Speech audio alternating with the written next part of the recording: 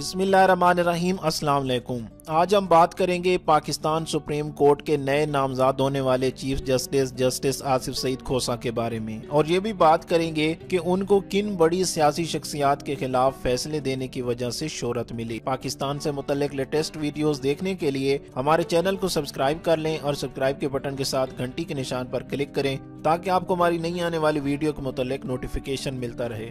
Justice Asif Saeed खोसा 21 दिसंबर 1954 को सुबह पंजाब के जिला डेरा गाजी खान में पैदा हुए। वो अपनी तालीमी काबिलियत और सबसे ज्यादा फैसले तहरीर करने के हवाले से शोहरत रखते हैं। उन्हें साबिक वजीर आजम यूसुफ रजा गिलानी के खिलाफ तौहीन अदालत के मुकदमे से शोहरत मिली, जबकि सुप्रीम कोर्ट ने साबिक वजीर आजम नवाज शरीफ के खिलाफ पानामा केस का फैसला सुनाया तो जस्टिस आसिफ सईद खोसा ने अपने इख्तलाफी नोट में नवाज शरीफ को नाअहल करार देने की सिफारिश की थी। उन्होंने 1969 में मैट्रिक इम्तिहान में मुल्तान बोर्ड से 5वीं, जबकि 1971 में इंटरमीडिएट में लाहौर बोर्ड और 1973 में पंजाब यूनिवर्सिटी से पहली पोजीशन हासिल की। इसी यूनिवर्सिटी से जस्टिस आसिफ सईद खोसा ने 1975 में मास्टर की डिग्री हासिल की।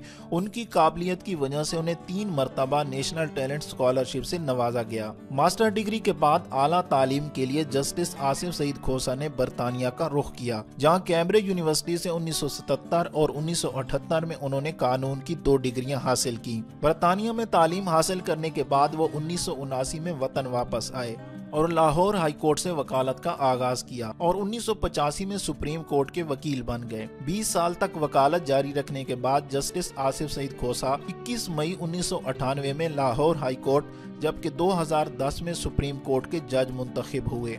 मई 1998 में आसिफ सईद खोसा लाहौर हाई कोर्ट में जज मुकर्रर हुए, और जब साबिक सदर जनरल रिटायर परवेज मुशर्रफ ने 7 नवंबर 2007 को मुल्क में इमरजेंसी नाफिज करके आइन मुअत्तल किया तो जस्टिस आसिफ सईद खोसा भी उन जजेस में शामिल थे जिन्होंने पीसीओ के तहत हल्फ उठाने से इनकार किया। अगस्त 2008 में वकला की तहरीक के बाद वो लाहौर हाई कोर्ट में जज की हैसियत से बहाल हुए।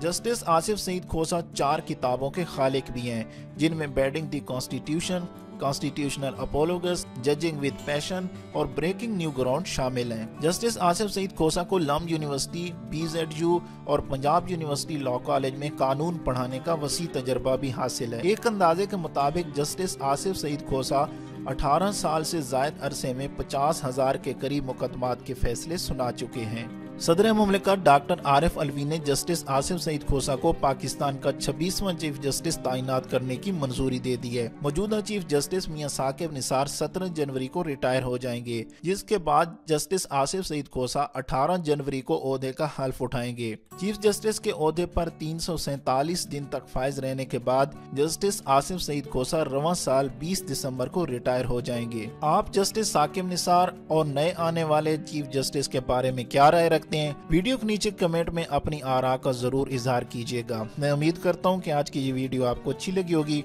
अगर वीडियो अच्छी लगे तो अपने दोस्तों के साथ फेसबुक और व्हाट्सएप पे जरूर शेयर करें। वीडियो देखने का बहुत बहुत शुक्रिया।